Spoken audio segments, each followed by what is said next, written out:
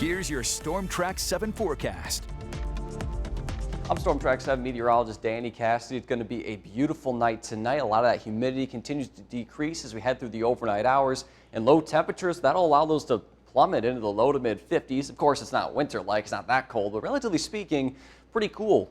Normal low is 64. This is the warmest time of the year. We're entering the warmest time of the year. And low temperatures about 10 to 15 degrees below normal. Mostly clear skies. Really, most of the night will be clear to some clouds early on. Winds light out of the northwest at 5 to 10. Tomorrow, similar story. Can't get really any better than this. High temperatures, again, normal high 85, and we're about 10 to 15 degrees below that. Low to mid 70s for high temperatures. Plenty of sunshine. Northerly wind not too bad, about 5 to 15, so it'll be less breezy than it was for your Saturday. And the dew points are really going to have a nice role in this. We'll be in the upper 40s and low 50s, so right in that spectacular range there.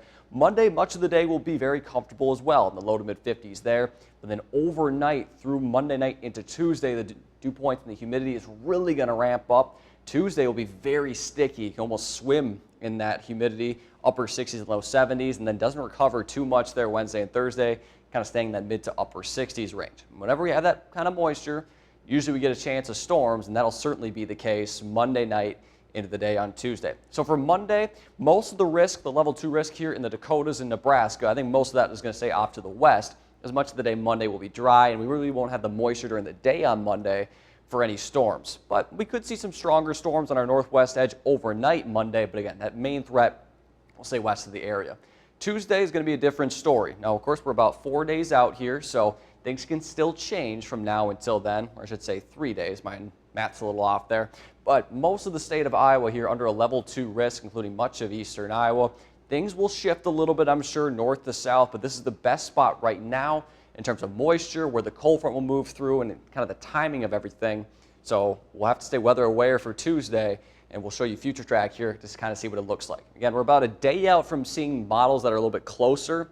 So you get kind of these models, or I should say weather data, that is a little bit more long range, but it's a little bit more of a broader paintbrush. It's not going to be more specific when you have future track 1 to 2 days out. Once it gets past 2 or 3 days, then it becomes a little bit more broad, but it's still a kind of a good picture of what we can expect. So here's future track. As I mentioned, most of the day Monday is going to be dry. You see kind of more darker greens and light yellows out there. As they try to get to eastern Iowa, it's going to fall apart. It doesn't have the moisture quite yet, and I think most of it will stay west during the day on Monday. But then midnight comes Tuesday. I think after midnight we'll see that chance of showers and storms through the overnight hours. And along with the severe chance, could see more moderate to heavy rainfall, certainly something that's been a theme for really the past 3 months or so. That'll move through during the morning hours, and then I think the early afternoon we'll see clearing before another round of storms develop along a cold front, and that'll move through potentially during the afternoon and evening hours.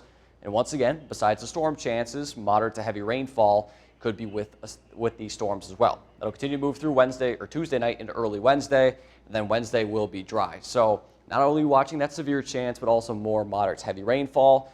Could add more pressure on the flooding, especially in the Mississippi and anywhere that we see rain in southeast Minnesota, western Wisconsin. That'll also add on, unfortunately, to the Mississippi. So it's something that not only we're watching in eastern Iowa, but upstream as well. So your city-by-city forecast for Waterloo, Dubuque, Cedar Rapids, and Iowa City. So Tuesday, we also see the heat return. Many areas in the mid to potentially upper 80s for high temperatures. And we got to stay in that range through the rest of the week. Wednesday is dry. 4th of July for right now looks like it could be a wet one. So keep that in mind as you plan your festivities for Independence Day.